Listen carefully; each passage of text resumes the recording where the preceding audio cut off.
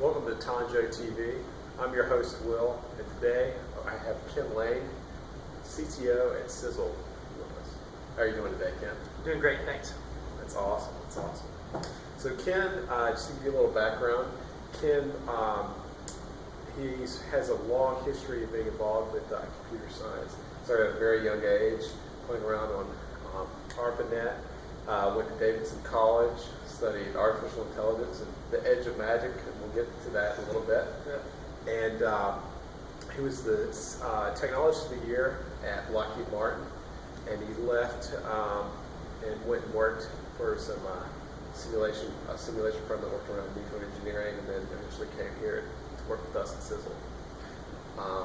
So Ken, I want to just go ahead and get started and kind of talk about how your family, your family has a long history of working in science and technology, and it's not something you see a lot of, and it's really interesting. I would like to kind of hear about that experience and how you got started. Sure. Let's see. So my dad's a computer programmer from back in the day, and my mom is an instruction systems designer. She has a doctorate in technology-based education. And that's over the decades has kind of shifted what that has meant. What the technology was simpler at some points and increasingly more complex. And I strangely find myself at kind of a crux between those two careers. Trying to help train people using computer simulation and having the computers, take on part of the work of trying to kind of transfer information and knowledge from one person to another, or groups, kind of grow the knowledge of a group, and that's kind of what my mom was up to with the instruction systems design. Initially, she was working at the Research Triangle Institute and doing a variety of grant proposals and training events. And my dad also worked at Research Triangle Institute. He did some interesting stuff there, and I got to go and visit the office when I was a kid, and that was great. I would go in there, and he was working for NASA on the Viking lander project. Cool. And then some kind of like base mathematics of the lander rocket propulsion and having that whole system work, and how to test it. And anyway, it was fascinating as a kid to go in there and get to see all of these simulated things. And then also he had access to 3D computer graphics at the time, and that the only way that was possible in 1986, 87 was to have a rack of equipment, or 3 racks of equipment all wired to one television. And lo and behold, you could have 3D things spinning around and do full-on computer graphics. And they use that to help design the in-cockpit controls for commercial and military aircraft. So if you look up on in the cockpit of the airplane, there's all these kind of little computer displays with little dashed lines and numbers and whatnot, and that's some of the sort of thing I would get to go in there, at night, if I got to, go hang out while he did some late work, and I would get to look at these things. And then later I ended up getting a job there myself. Cool. I kept it in the family, and I ended up working for the Center for Semiconductor Research there, which was super cool. Like we made computer chips, but instead of making them out of silicon, we made them out of carbon, specifically out of diamond. So we made diamond computer chips, and so I was responsible for writing the software to simulate the creation of these computer chips through a plasma-based doping system. Wow. So my life was Star Trek, and I'm 15 years old, and here I am in a lab coat and safety glasses all day, just kind of with a real plasma conduit. Right. And I go home and I watch Star Trek, and I go to. So I had the impression that this was normal, like having access to this kind of technology was something, an experience that everybody had. Right. And these computers that I had access to, these were NASA computers. These were large-scale systems. So since I was, I guess, 10 years old, I had access to the latest greatest, because there would be a terminal to a mainframe. 1978, 79. Had a PDP-11, and so my dad would be, programming away. I'd say, "What are you doing? Like your attention is focused there so much. I want to know what you're doing." And I ended up, my dad said, "Well, read this," and it was a programming guide for basic. So I'm like, okay, so, but I'd be on there, and like all of a sudden I'd get like a little message would pop up, and my dad said, "Oh yeah, you just need to go to the command prompt and type in talk, and anyone else who's on the machine, you can talk with them." Well, those people were on the machine from all over the world. So I'd end up like having these, these little chats, like "Go get your dad," and it was usually the extended most of the chats. But I thought that the ability for people to, connect with each other and, share information, they would tell me like, "Oh, there's a game called such and such on this machine, so you should connect to that, and then you can play that over there." And they, so people on the internet were helping me use these computers when my dad was, off at work doing something else. So, now that experience is so common, but in 1978, it was kind of hard to come by. That's so cool.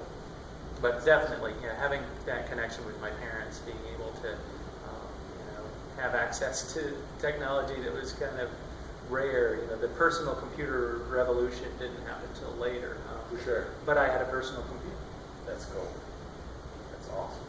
So you finished up, high school, Carolina Friends School, and you ended up at Davidson College. And so what was that experience like? I know you've talked a little bit about, you were studying kind of the intersection of biology, computer science, and psychology, and this really interesting kind of thing. Sure. So at Davidson, I started out just taking all the hard science I could get my hands on, and I kind of realized as I was headed down the path of physics and quantum mechanics that it was going to be some time before I was going to be able to contribute to the field. Right. And so and the kind of the place where the phrase the edge of magic was kind of further away. Right. And so, but with biology and medicine, you're just looking at your hand and seeing it, do what it does. We don't fully understand what's going on, and it's all around us, and we use it all the time. It is us. The complexity of a biological system is so over the top. With the the microscopic and then the submicroscopic. The way it all fits together is astounding. And so I was hooked. I wanted to see more about that complexity. And my drive in trying to interact with the world is to try and find the most complicated puzzles I can and wrap my head around them and do something with them. Right. Man, biological systems are exactly that. So at Davidson, I took all the computer courses they had pretty quickly, and ended up teaching one of them as a teacher's assistant. One of these, like, look, you're going to get a good grade. Just you're going to be a teacher's assistant. Just show up. Thanks for turning in all the assignments on the first 3 days. I don't understand what you did. If you could explain, I've been programming already for a while. Right. So when I made it to my senior year, I kind of went off book a little bit, and I told my guidance counselors I want a degree in the edge of magic. And they said, no, you can't call a degree whatever you want to call it. Well, if it's a minor in the edge of magic, no, can't do that. you can major in biology. That's all you can do. I'm like, I'm fine, but I can put it on my resume. And they're like, sure. You can. Right. But the notion was this, that I wanted to find these really complicated things that we don't understand yet, and Samuel Clemens kind of talked about the notion of technology sufficiently advanced seems like magic. Well, we find ourselves in that situation all the time. We use technology, we use things, we use our own bodies and minds, and heck, a lot of us don't know what's going on in our phones or in our computers. I certainly couldn't build a silicon wafer in my kitchen. So it'd be a computer chip. We stand on the shoulders of all these giants, and they seem magic to us. But now we just call that technology. so that edge between magic and technology, magic and scientific understanding, that's a fascinating place for me. And when you define the edge of something inherent to the personality, I think, of almost all scientists is to want to step past that edge of magic and turn it into a little bit more science, so that an understanding, for sure, knowledge, that led also to me wanting to understand brains and how minds work, and so I did some work on at Davidson College on a study on rats to generate a Parkinson's model animal, gotcha. And then do experiments to see if those animals could be helped with certain treatments and activities, and then I got a lot of neuroscience and neurophysiology, and then started working on the simulation side of that. Gotcha. Neural networks in particular. So if you think of a computer simulation of one neuron, and then you attach 300,000 of those together and have them do computation, that's the gist of what I was up to in college. I got to write a paper and get published with my professor, and that's always a good way to kick things off. But Davidson was a great experience, and they did a great job of kind of letting me wander and follow my interests.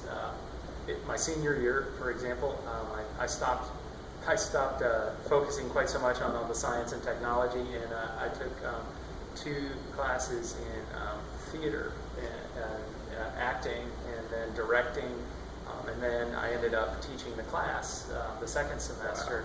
Wow. Which is not as impressive as it sounds. It's more, like, just do what you did for everyone else. Follow this sheet. But we all knew that we were pretty good at doing all the academic stuff at Davidson. But the hanging out with people and speaking your mind and communicating well and standing up in front of a group of 300, 3,000, 8,000 people giving a presentation, that has really helped me in my career to kind of be able to express myself and not spend quite so much just coding away in a dark room. So you finish up at Davidson, and then where does life lead you next? So I packed up my car and I drove out to Colorado. Got a job with a company making ID badges, which was fun. Driver's licenses, and if you want to badge into security. So the fun ones I can think of is I did the state of Colorado driver's license, which was nifty because I was in Colorado and I behaved myself.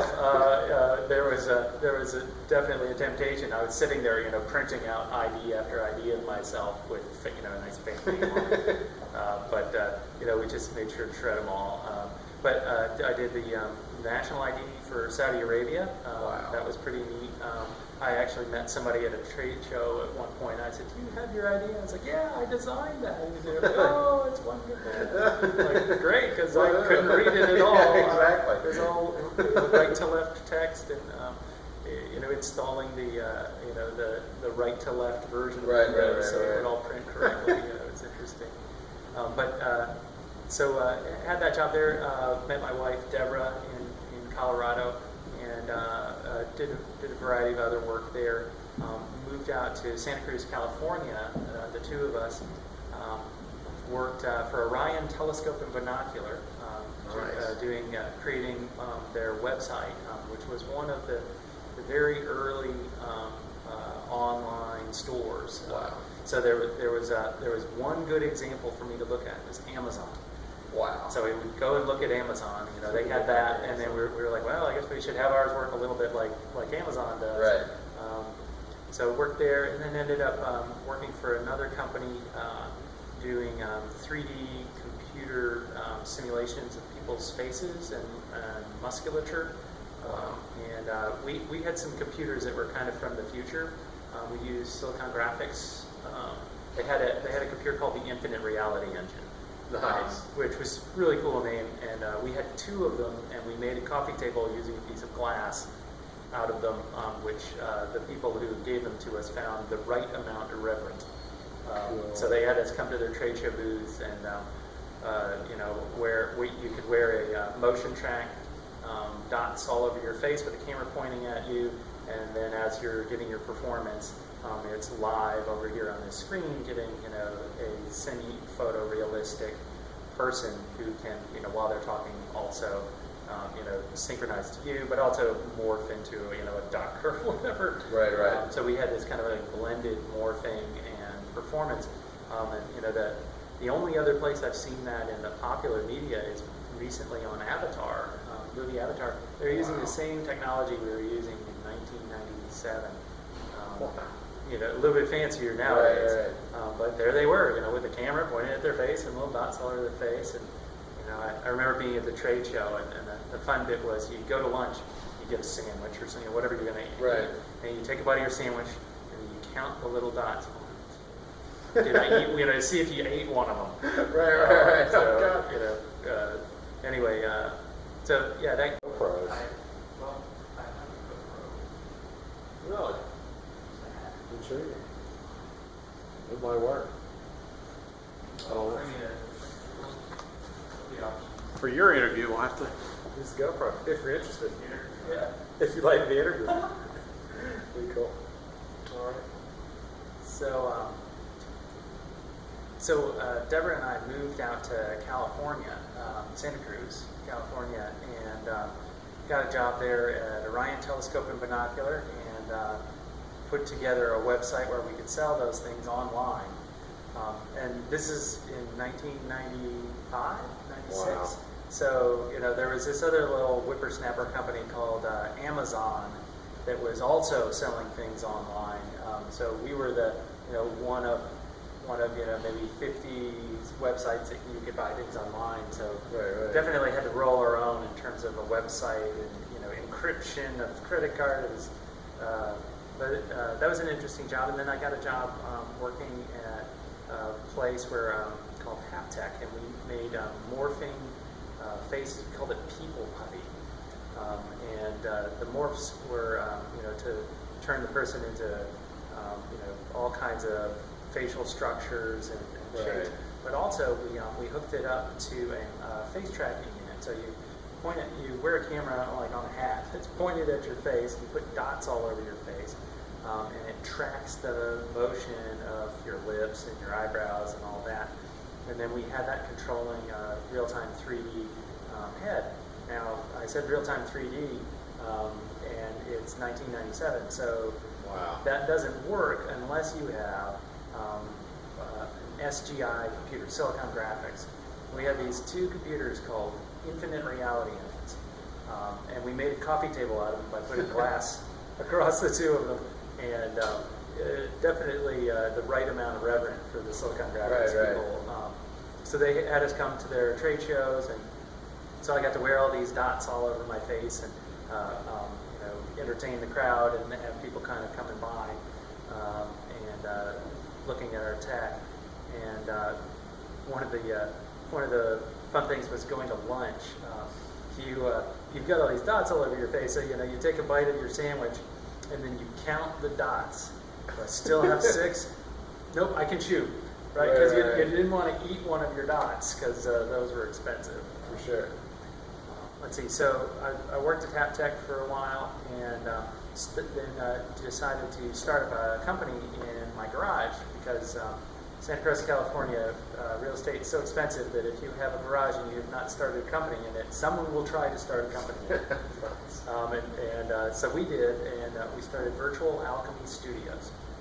And Virtual Alchemy Studios did well. We had a lot of Fortune 500 customers like Compaq, Motorola, Intel, and we would make video games for marketing purposes, trade show purposes, to demonstrate technology. Intel in particular, they wanted to kind of push the limits of their hardware. Right. And we created this like distributed network rendering system. You could have 24 computers all controlling a giant display. Anyway, all kinds of stuff from the future. Cool. Just because we had access to Silicon Valley and horsepower out there. Right. Back in the day, Santa Cruz was called Silicon Beach. From Silicon Valley, you just kind of hop over the hill. But that went well. But the company got bought by another company out in North Carolina, which is where I'm from Durham. And so they moved me back home once they bought Virtual Alchemy. The company that bought mine was a spin-off from a company that Richard Boyd, who I work with now here at Sizzle, he had created this NextView company, and they bought mine, moved me out here, and I worked there for a while, and then I ended up moving over and working with Richard at a company, 3D Solve, later on.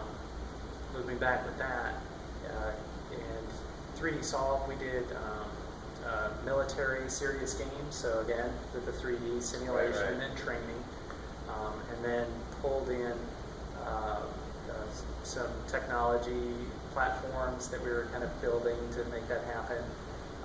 And then that company was doing well enough that it was bought by Lockheed Martin, which is very interesting. That's a whole other story. Being bought by Lockheed Martin is quite an epic journey. And so we worked with them and we were able to kind of create a platform with better technology for doing 3D simulation and training, but doing it very flexibly, kind of creating a tool for creating, called Ultisim, created a tool that made us able to create any kind of 3D interactive content. It's kind of like it was like a game engine platform of our own.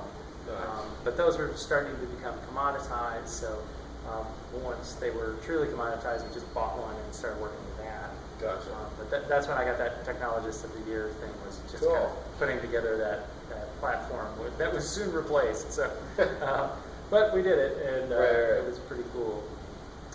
And that platform was essentially Unity.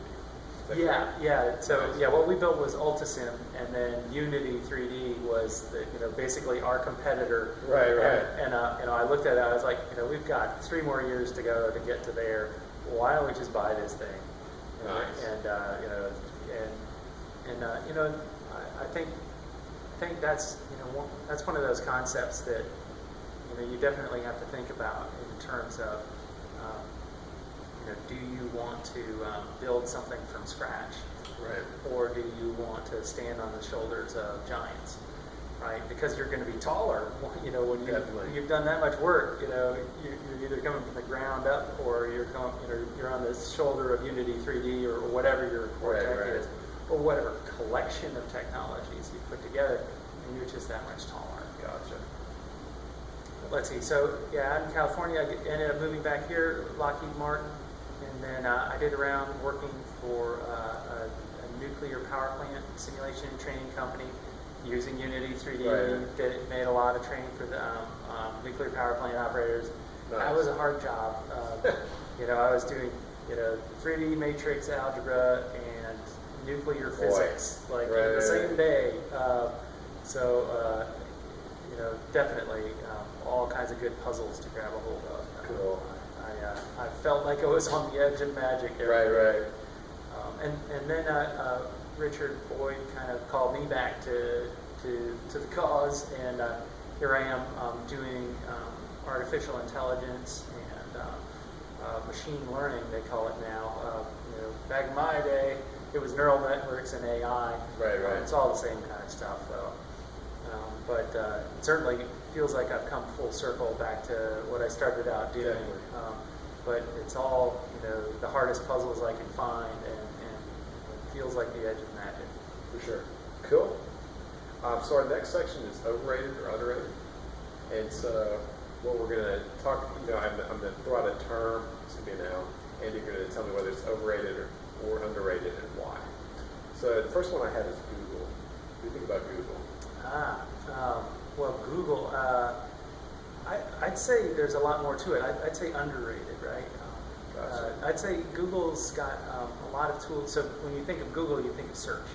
So you're gonna have really good search, and they do a lot of advertising, but they took all that ad revenue and they used it to build other technologies. Right. So if you look into Google, they have got so much going on. They have an entire artificial intelligence arm that open source a lot of that stuff. So that's interesting to us. But also they've got Google Docs and Sheets.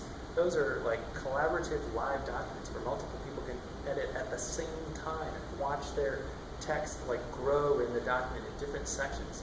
There's nothing quite like that out there. Right. I think Office is trying to catch up to that now that they see it's possible. Right.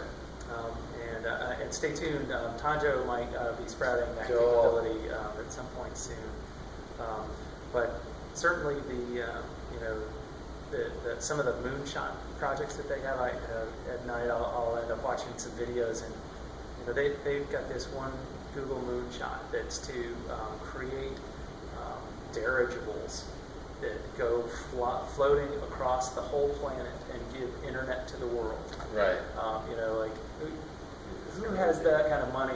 So, right. So yeah. So if somebody doesn't know much about Google, I'd say they're underrated because there's a lot of stuff going on. Awesome. Cool. The next now we have is AI. Ooh. Okay. Yeah. AI. Well, I think there's two sides to that. I'd say there's the science fiction kind of AI, and then there's the I've got it on my phone AI. So the science fiction AI, that's usually a bit overrated. Gotcha. These AIs, they're turning evil. They're like the greatest right. minds in all of time, they control the whole planet and things like that. That'll come someday, but we are a long way off from that. Gotcha. We're exponentially headed there. Right. But it's we're not going to be doing that kind of thing with it. Right. The way to kind of compare is current modern AI, I'd say, is more like an extra button on your calculator, right? You've got add, subtract, multiply, divide, and do some artificial intelligence on this stuff and find patterns in it. Right. And once you have those patterns, use it as a way of predicting the future and when you get a novel input. Gotcha. So it's at its simplest, that's all it does. Right. It's really just yet another operator. It's more complicated to set it up, but at its core, it's just another operator. It's an algorithm. Gotcha. But in terms of the cutting edge of what we have, I think AI is from that side is a little bit underrated because we're already using it. Right. When you use a map program, back in the day, map programs, they were a real pain to set up. You had to actually you had to create your route. There was no benefit to you're like, okay, I'm going to go this way, then that way, and it will print a map for what you did. Exactly. Then AI stepped in and says, well, this is the way you want to go, based on my analysis of traffic patterns and distances and stoplights. And now, hurtling down the highway, everybody's phone is a sensor point for a vast artificially intelligent map network that is real time figuring out how to route the vehicles through the city, actually reducing congestion in towns because so many people are using these map programs. Nice. And that's that silent AI that's kind of all around us that is starting to actually be useful. For sure. Cool. Awesome. Well, it looks like we're out of time. Thank you very much. This is Ken Lane, CTO at Simple.